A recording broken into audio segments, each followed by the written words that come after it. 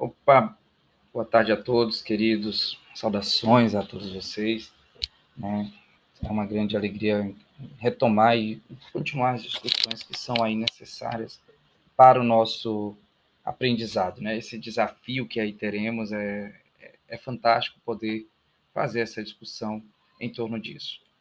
Bom, nós começamos a falar um pouco sobre direito do consumidor e fazemos uma introdução sobre como é que ele realmente se inseriu dentro do nosso ordenamento pátrio, fazendo o devido destaque, né, que o direito do consumidor é, na verdade, né, um dos sistemas jurídicos mais avançados nesse quesito em relação, né, à proteção às relações de consumo, né?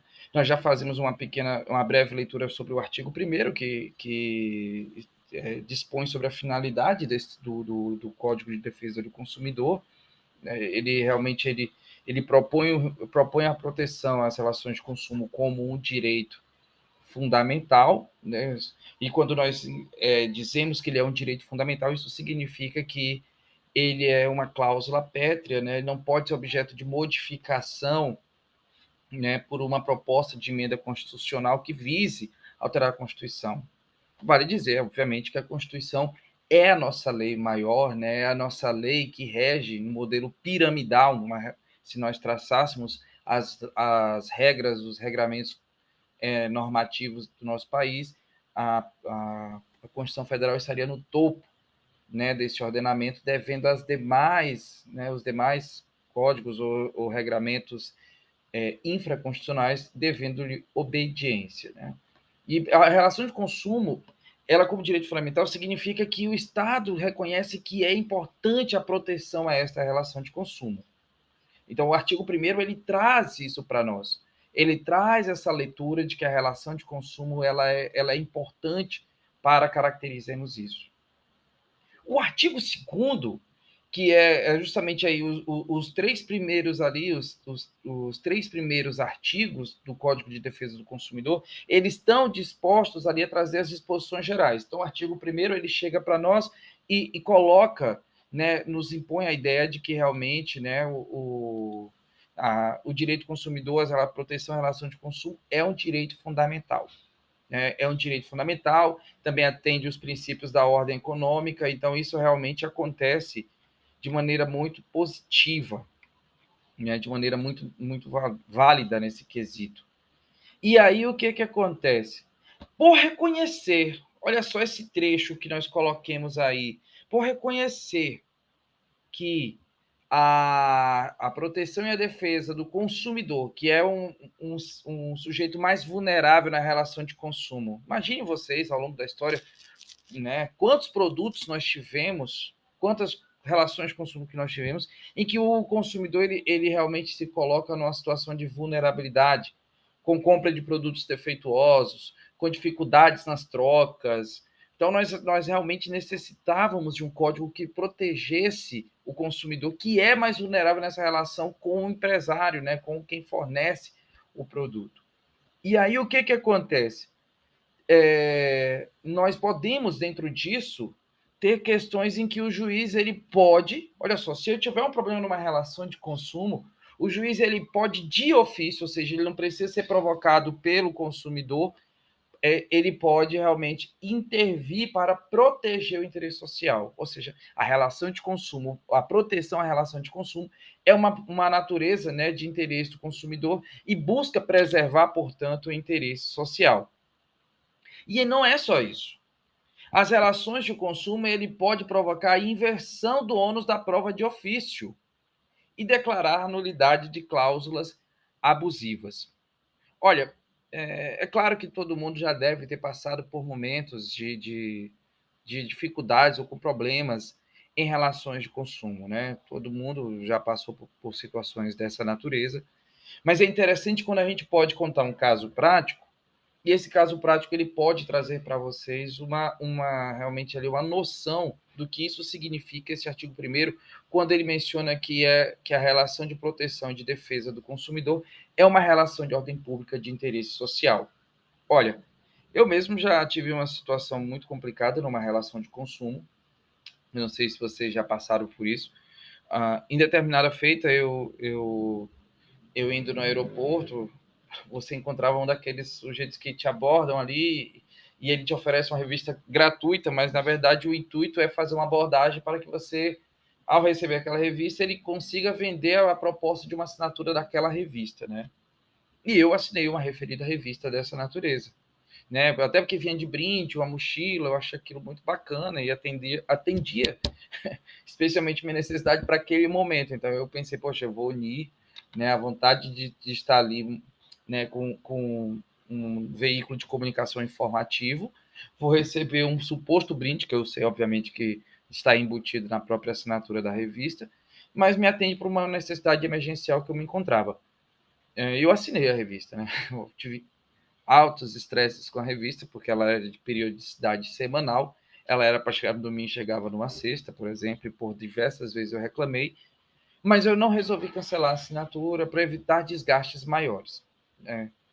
Para evitar desgastes maiores, eu decidi não renovar a assinatura, mas também não cancelei. Eu não renovei a assinatura. Mas olha só o que é que aconteceu. A empresa, a empresa automaticamente renovou minha assinatura com ela, sem ter me perguntado previamente se eu tinha interesse em prosseguir. E aí foi um problema, porque eles colocavam ali, dizendo que no momento que eu assinei a revista, eles tinham a cláusula automática de renovação de contrato. Eu disse, olha, pelo amor de Deus, eu estou aqui, por que vocês não me procuraram? Essa cláusula é uma cláusula abusiva. Então, assim, realmente, naquele momento, eu levei para o judiciário, eu não tive outra saída a não ser buscar a reparação do dano que eu sofri perante o judiciário. E quando isso acontece, né, quando isso acontece, é colocado para nós, né, um desafio muito grande, que é justamente como que eu vou poder tratar sobre isso, né? E o judiciário reconheceu que realmente foi abusivo essa forma como foi renovado o contrato. E reconhecendo como foi abusivo, ele mandou que realmente cancelasse a assinatura e que suspendesse a cobrança dos valores referentes a essa assinatura. Né? Então, foi suspenso esses valores referentes a essa assinatura. Diante dessa suspensão desses valores referentes à assinatura, sob pena de que a empresa pagasse. No final das contas, realmente eles foram condenados, o contrato de relação de consumo foi cancelado e eles tiveram que reparar, né, pelo prejuízo, pelo impacto do que isso aconteceu para mim, mas, contudo, entretanto, é aquela coisa, né? Quando você ganha mais e você não leva, é mais ou menos isso que aconteceu. Por quê? Porque quando eu fui buscar o dinheiro necessário referente à indenização, a empresa já não tinha mais bens e nem pagou. Então aí eu fiquei a ver navios por um determinado tempo. Até que certa feita encontraram alguns computadores no nome da empresa e quando foram apreendidos, aí sim que ela resolveu pagar. Mas veja, o ponto é que, dentro dessa questão, o juiz pôde, de ofício, determinar providências nessa relação. Né? E outra, ele mandou que a empresa produzisse provas que ele entendesse necessário para provar que ali realmente havia questão. Então, assim, por exemplo, eu não tinha condição de colocar toda a sistemática, eu não tinha mais acesso ao contrato. Ele determinou que a empresa fizesse. Então, em busca desse escopo, desse objetivo que é a ordem pública e o interesse social, o juiz ele pode inverter o ônus da prova, porque nas regras normais do direito, quem alega uma situação cumpre a ela, né, realmente provar. Mas numa relação de consumo, que é uma relação que nós temos ali realmente um desequilíbrio, eu tenho as partes, mas elas não estão numa posição de equidade, porque eu tenho uma empresa geralmente que é muito mais poderosa financeiramente, estruturalmente do que o consumidor que fica nesse momento numa condição de vulnerabilidade. Então, em busca dessa ordem pública e interesse social que o artigo 1º fala, ele nos pressupõe que é possível, por exemplo, o juiz o quê? Intervir de ofício, é uma situação para proteger e garantir essa ordem pública. Ele permite que essa intervenção de ofício, ou seja, o juiz pode agir mesmo sem ter sido chamado para a situação ali, mesmo sem ter sido solicitado para este movimento, a fim de preservar o interesse do consumidor e o interesse social, então é possível intervenção de ofício. O que mais que é possível com base neste artigo?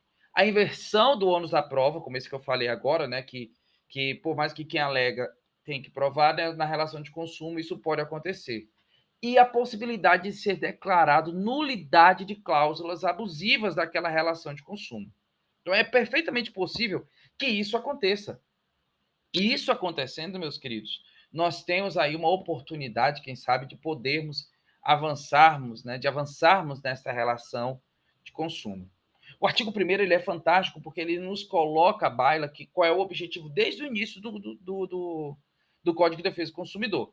É preservar a ordem pública, é uma ordem pública, uma norma de ordem pública, ela busca preservar o interesse social e a forma como esse interesse preserva a fim de preservar o interesse consumidor e as relações de consumo. Isso é muito importante que a gente coloque.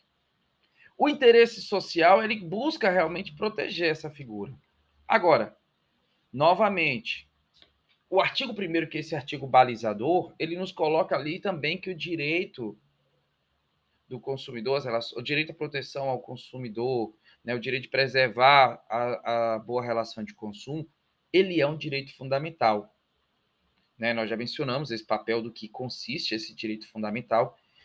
E a referência que é posta para o Código de Defesa do Consumidor, que era essa Lei 8078 de 1990, ela menciona 3 dispositivos. Primeiro, ele menciona o artigo 5º, o artigo 5º da Constituição Federal, que concentra boa parte dos direitos fundamentais que nós, cidadãos, temos, e os direitos fundamentais são regras que nós temos de proteção diante de uma relação que possa vir do Estado abusivo. Não se esqueça, o Estado, essa figura, esse Estado moderno, ele goza de um poder superior ao do cidadão. E ele, às vezes, para ele não poder atingir, para que ele não possa abusar deste poder, são postos direitos fundamentais que limitam, de certa forma, o papel do Estado em face de nosso cidadão. Né? Então, o que é que acontece? O artigo 5º, que concentrou muito disso, ele colocou a possibilidade de ser promovido na forma da lei, né, a defesa do consumidor. Então, assim, o artigo 5º, inciso 32, ele traz para nós essa proteção que eu menciono agora para vocês. Isso numa ótica de um direito fundamental. Mas a Constituição não menciona somente nisso. Não só nesse momento que é mencionada a defesa do consumidor. A Constituição, em um outro momento, também menciona quando vai discutir sobre a ordem econômica. Quando ele vem falar sobre a ordem econômica, ela fala, olha, a ordem econômica, que é fundada na valorização do trabalho humano e na livre iniciativa, ou seja, nós reconhecidamente temos uma baliza na Constituição Federal que diz que valorizamos o trabalho humano, valorizamos a livre iniciativa, ou seja, nós ali valorizamos, nós incentivamos que as pessoas possam ter livre iniciativa de agir, tem por fim assegurar a todos uma existência digna. Aliás, essa Constituição nossa é uma Constituição que priorizou muito esse papel da dignidade da pessoa humana. E a dignidade da pessoa humana, ela se reflete nos mais variados campos, né? Nós temos dignidade da pessoa humana com seus reflexos na proteção ao meio ambiente, a defesa do consumidor também. A defesa do consumidor também. Então, o que é que acontece? E, além disso, após a Constituição ter sido criada, ela também colocou no artigo 48 do ADCT, a terceira vez que nós mencionamos a defesa do consumidor dentro da própria Constituição Federal. A ADCT nada mais é do que os atos das disposições constitucionais transitórias. E o artigo 48 ele fala para nós que o Congresso Nacional, quando foi promulgada a Constituição, dentro de 120 dias da promulgação da Constituição, deveria elaborar o Código de Defesa do Consumidor. Vale lembrar, a Constituição é de 88, o Código só saiu em 90, né? E aqui nós temos realmente uma discussão que ela é sempre muito pautada nas relações de consumo e na defesa do consumidor, que esse direito do consumidor, que é um direito fundamental, ou seja, ele é um direito que dentro dessa figura ele é colocado em um direito de terceira geração. E aí você fica me perguntando, poxa, professor, como assim terceira geração? Nós temos, a princípio, já tem até estudiosos que colocam quarta e quinta geração, mas no momento que surge à baila a figura dos direitos fundamentais, normalmente ali em movimentos de grande repercussão social, como foi a Revolução Francesa, nesse quesito, embora remontemos que a história dos direitos fundamentais muito antecede a isso, mas naquele momento houve uma discussão sobre as dimensões dos direitos fundamentais ou as gerações. A primeira geração dos direitos fundamentais é o direito à liberdade, né? No direito de ir e vir, por exemplo, são direitos ali que realmente que nós colocamos. A segunda dimensão está muito mais relacionada ao direito à igualdade. E a terceira geração de dimensão é o direito à fraternidade, que dentro dele nós colocamos o direito de proteção ao meio ambiente e o direito de proteção às relações de consumo. Mas muito importante que nós guardemos que nesse direito do consumidor deverá sempre prevalecer a figura da dignidade da pessoa humana. Queridos, nós temos uma Constituição que é democrática, que superou um período tenebroso na nossa história, que foi o período de ditadura militar. E esse período de ditadura militar consistiu em gravíssimas ofensas aos direitos humanos e fundamentais para os cidadãos desse país na época. Né? Então, naquele momento, houve uma preocupação muito grande na elaboração da nossa Constituição que causasse uma ruptura, né? Que realmente nós conseguíssemos dizer que nós não compactuamos com aquela forma de governo que havia se instalado e que nós estávamos inaugurando um novo momento na nossa história, que é esse momento da redemocratização. E dos princípios, valores basilares dessa Constituição é a dignidade da pessoa humana. Então, guardem isso. O direito do consumidor é um direito constitucional, previsto no artigo 5º da Constituição Federal, também lembrado, né, no artigo 170 da própria Constituição Federal, e o artigo 48 do Ato das Disposições Constitucionais Transitórias. Lembre que o artigo 1º deste Código de Defesa do Consumidor, ele coloca que se trata de uma ordem de interesse, ordem pública, né? São normas de ordem pública e de preservação do interesse social, que nós já mencionamos que esta é a figura, e sabemos que isso permite com que o juiz, dentro de uma relação de consumo, detectando a vulnerabilidade do consumidor e com o objetivo de proteger a relação do consumo e preservar o direito do consumidor, ele pode tomar algumas medidas para assegurar isso. Como? De ofício, ele pode tomar algumas medidas dentro do processo, sem que tenha sido provocado por nenhuma das partes.